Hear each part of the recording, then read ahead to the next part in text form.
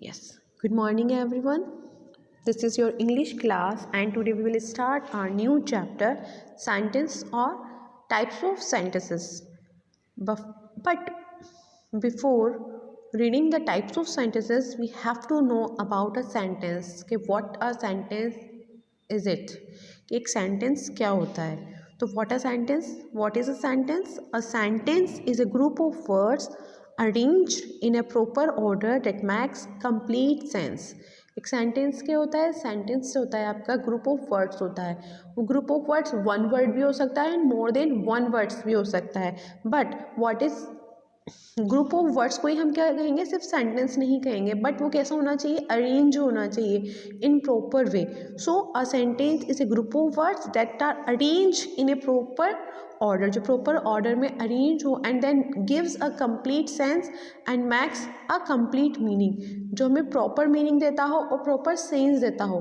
सिर्फ group of words को हम सेंटेंस नहीं कहेंगे. Now you can see these words. A is girl, good, she. All are the group of words. What we call that? Group of words. But this group of words are not called a sentence. वो एक sentence नहीं कहलाएगा because क्योंकि वो एक proper वे में proper order में arrange नहीं है और नहीं उसका कोई sense हमें दिख रहा है. आप देखिए a girl is good, she. What the meaning of this? Nothing. कुछ भी मीनिंग नहीं है, सिर्फ ये क्या है? ग्रुप ऑफ वर्ड्स है. तो यहाँ पे हमारा एक फैक्ट हो जाता है कि सिर्फ ग्रुप ऑफ वर्ड्स ही हमारा सेंटेंस नहीं हो जाता जब तक कि वो एक प्रॉपर वे में अरेंज ना हो. नीचे देखिए आप, सेम वर्ड्स हैं बट इनको प्रॉपर वे में मैंने अरेंज किया है. She is a good girl, तो that gives a complete sense और कंप्लीट मीनिंग. तो ये जो ग्रुप ऑफ वर्ड्स है, जब मैंने इसको प्रॉपर वे में अरेंज किया, arrange in a proper order, then it gives a complete sense or makes a complete meaning. So what is a sentence? A sentence is a group of words that arrange in a proper order that makes a complete sense. तो please remember that thing कि sentence क्या होता है? Sentence बहुत से बच्चे बोल देते हैं a group of words are called the sentence, but no. Only group of words not called a sentence, but when it arranged in a proper order, then gives a complete sense, then it called a sentence. Okay, I hope you all clear for that.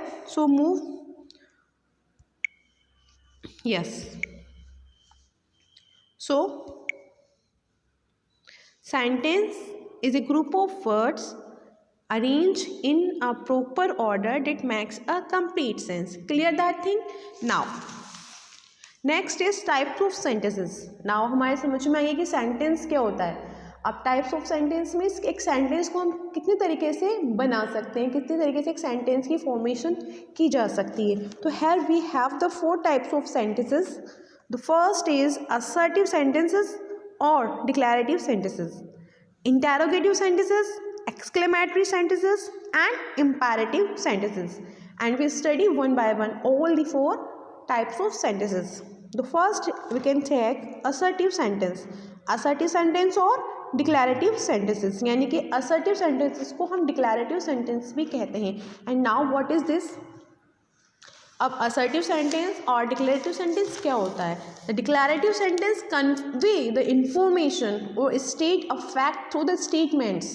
It means what I said. The assertive sentence states something about the subject or makes a statement.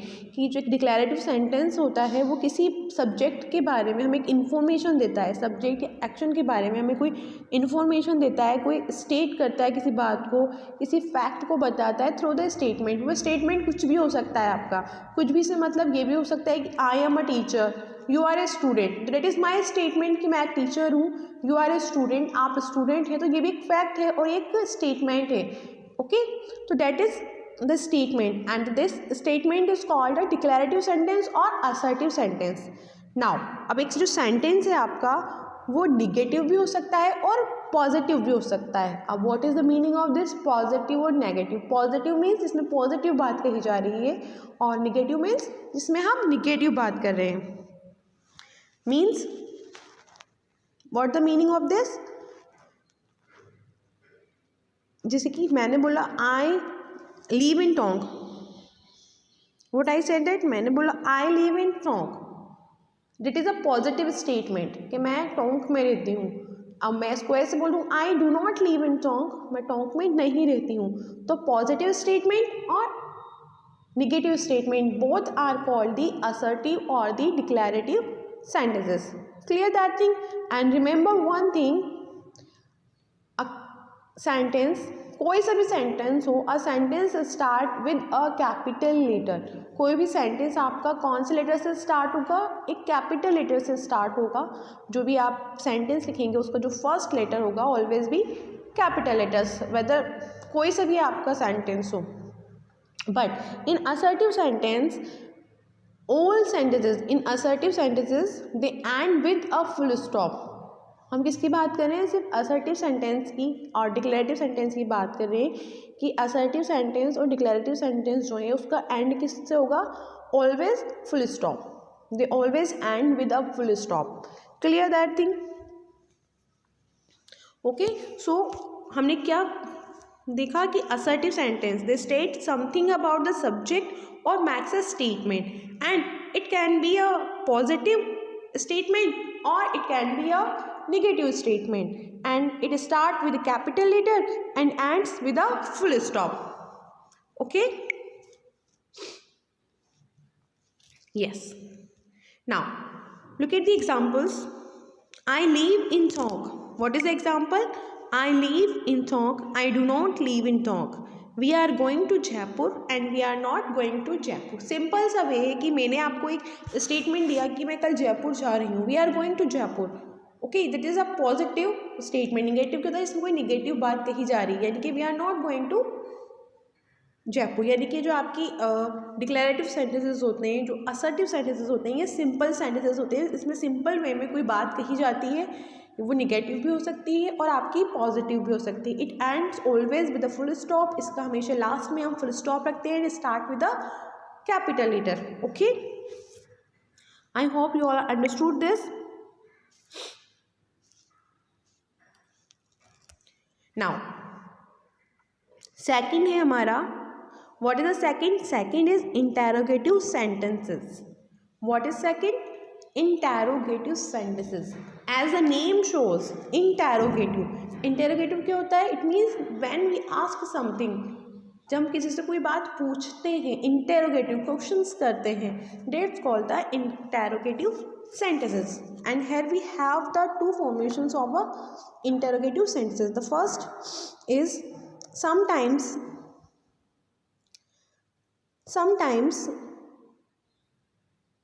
some questions begin with question words like when, what, who, where, which, why, whom and how.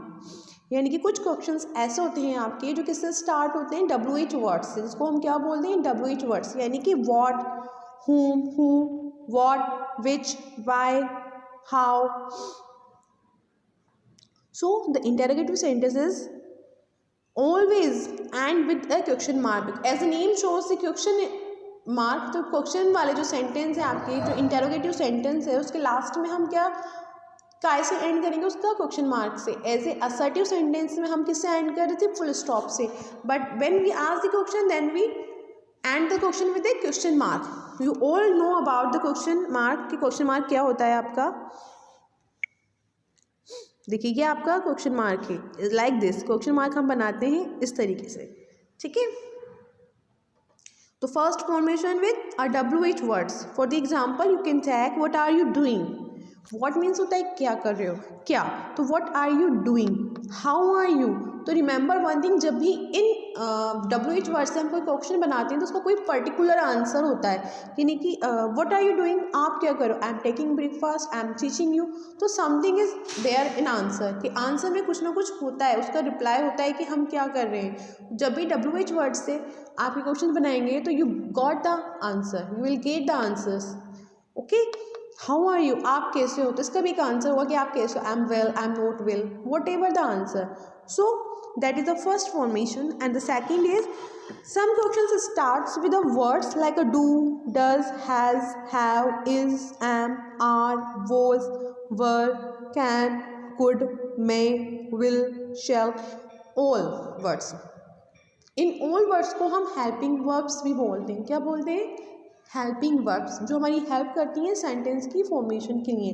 तो कुछ जो हमारे interrogative sentences होते हैं we make through the helping verb, like for the example you can tag do you eat apple, so the answer is yes I eat apple or no I do not eat apple.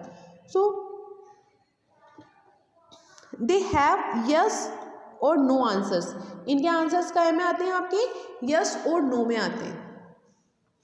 Whenever you make a sentence with a helping verb, the such words like a do, does, have, will, shall, is, am, are, was, were, can, could, in word से जब आप sentence बनाएंगे तो इसका answer आपको किस में देना होगा यस और नो में ही.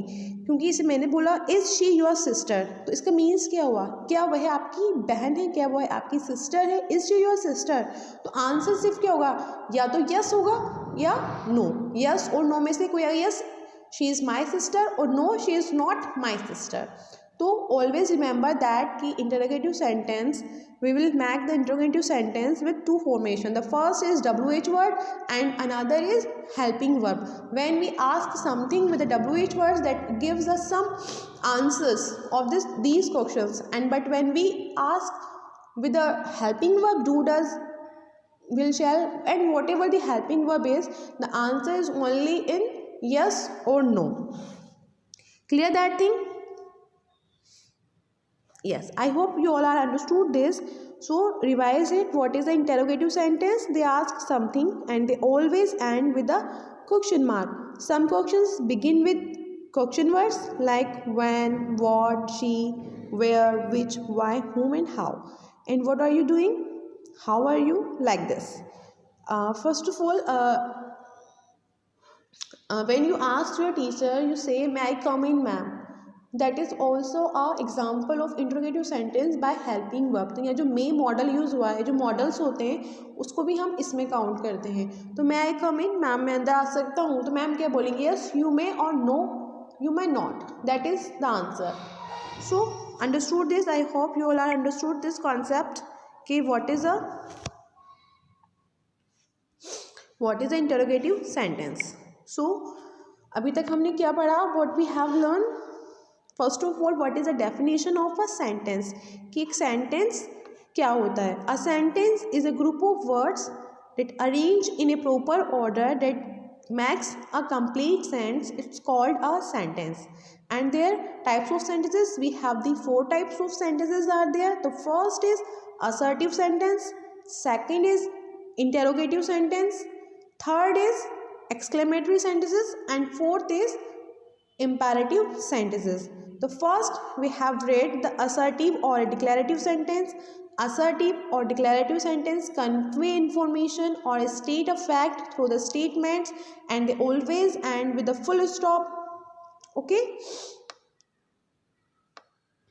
For the example, I do not live in Mumbai or I live in Song. Okay. That is the example. Now second हमने पढ़ा interrogative sentences. Interrogative sentence always ask something.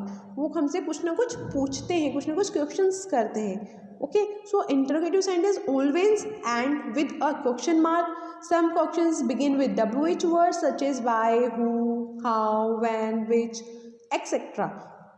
And some words start with a helping verb like a has, have, is, am, are, will, shall, etc. And such questions have only yes or no answers. Okay. For the example, you can take I am good, I am not good. जैसे I am good, मैंने एक sentence बोला आपको, sorry मैंने एक sentence बोला example I am good. तो इसका सवाल क्या बनेगा, हेल्पिंग वर्ब क्या है. हम इसमें क्या करते हैं, जो हेल्पिंग वर्ब्स है आपकी आई और एम, तो उसमें से हम एम को उठा लेंगे क्योंकि एम क्या है, हमारी हेल्पिंग वर्ब है.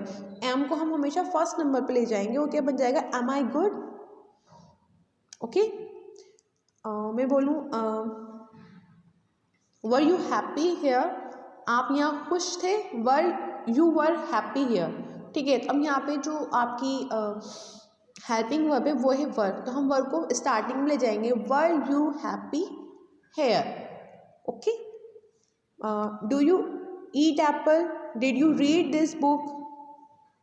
Does this dog have 3 legs? Did Rohit have a fruit bun? These are the examples of the interrogative sentences. Okay, in the next video we will complete our next points.